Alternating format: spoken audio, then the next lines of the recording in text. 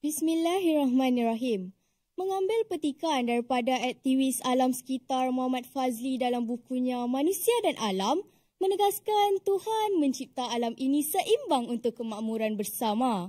Bumi sebagai tempat tinggal kita, gunung ganang pemasak bumi, tumbuh-tumbuhan sumber makanan dan ubatan. Demikian juga dengan haiwan dan hidupan di lautan. Air dengan keanehannya, angin dengan keajaibannya, dan langit penuh dengan rahsia. Assalamualaikum warahmatullahi wabarakatuh. Segulung penghargaan buat peneraju acara, kombinasi panel hakim yang diiktiraf keadilannya serta intelektual berkarisma. Div-div terhormat, barisan guru yang sedia menabur bakti, para peserta yang dikagumi, serta hadirin hadirat yang dihormati Tuhan sekalian alam. Bersua kita buat kali pertama di pentas perdana ini, izinkan saya menyampaikan mauduk pidato saya yang berbunyi melestarikan alam tanggungjawab bersama. Hadirin yang dihormati, indikator saya yang pertama berpaksikan kata kunci definisi ringkas berkaitan tajuk kita pada hari ini. Berdasarkan Kamus Dewan edisi keempat, melestarikan bermaksud menetapkan. Alam bermaksud dunia atau segala yang terdapat di langit dan di bumi. Frasa tanggungjawab pula merujuk kepada kewajiban yang dipikul oleh seseorang atau segala yang wajib ditanggung. Bersama pula membawa maksud beserta dan bergandingan. Kelestarian alam ujar Komiyama dan Takeuchi dalam Science Building a New Discipline menceritakan kepada kita perihal cita-cita dan tanggungjawab saat kita mengangankan kemajuan.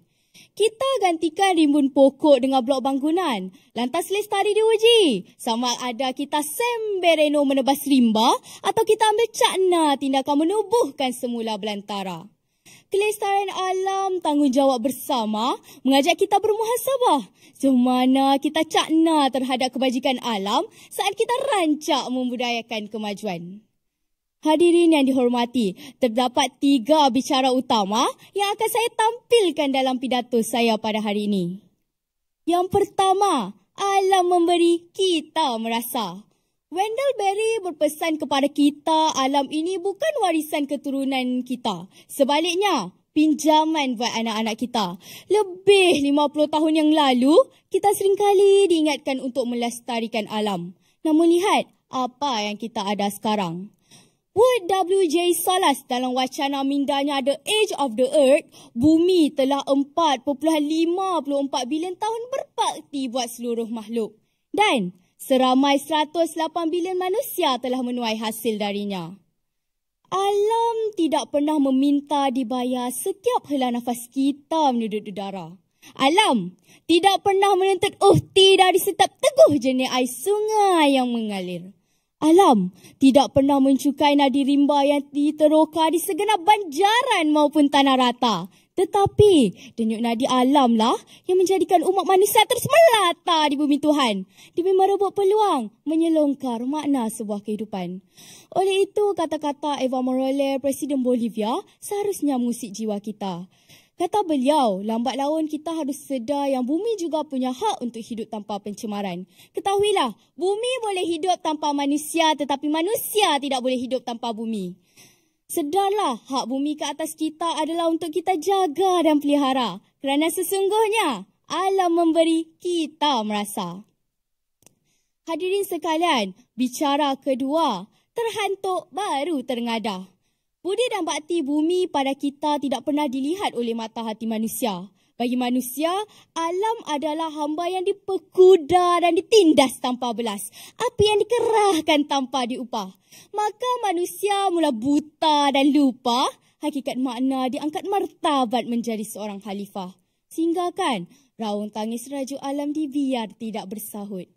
Kita sebenarnya telah dididik untuk menyantuni alam dengan penuh hormat dan hikmah. Maka tidak seharusnya limbah belantara terus ditebas hingga botak, gundul semuanya. Aliran kali disekat habuk-habuk kayu dan sisa buangan industri. Ruangan wati diselaputi gas-gas beracun dan benda asing yang hanya akan memamah dan meratah lapisan ozon. Kita bermula dengan terlalu culas, galak mengecap kenikmatan. Namun bila cerah, jadi musibah. Kita berpeluk tubuh bagai bukan kami yang bersalah. Mujurlah kita sedar yang alam ini dikongsi. Bukan sahaja berbincang, malah titik persetujuan juga diadakan bagi membina hubungan yang lebih akrab dengan alam. Hadirin yang dihormati, bicara terakhir saya pada hari ini sepakat melestarikannya. Dalam kancah perdebatan siapa berhak ke atas hak, wajar kita selak kembali tulisan Dr. Taha Jabir Alwani yang berjudul Adab Berbeza Pandangan. Kata beliau dalam perkara yang dibesar-besarkan, bukan perbezaan, namun persamaan yang menguntungkan. Dengan mengambil pendirian ini dan ditambah dengan konsep Rahmatul lil Alamin, kita sebagai belia terpanggil untuk mengusulkan satu solusi terbaik buat dua pihak yang bertelagah ini. Solusinya adalah dengan memperkenalkan hak bersama, manusia dan alam. Maksudnya begini, alam dan manusia. Manusia kalau mahu mencipta kecanggihan, pastikan teknologinya hijau dan mesra alam. Manusia kalau mahu berindustri, pastikan sisanya dirawat sebaik mungkin. Manusia, dalam kehidupan seharian, kurang-kurangkan membuang sisa pepejal. Kerana pilihan di tangan kita. Usah ditanya apa yang mampu kita lakukan. Kerana sekecil-kecil sumbangan kita mampu memastikan daun di pohon kekal hijau, hujan masih jernih, lautan terus berombak dan serindit berkicau merdu. Hadirin sekalian, akhir kalam ini, sekian lama bumi ini berbakti kepada kita. Hari ini kita perlu memulihkan pencarian yang bermakna bagi menentukan hala tuju bersama. Renungkanlah peribahasa India.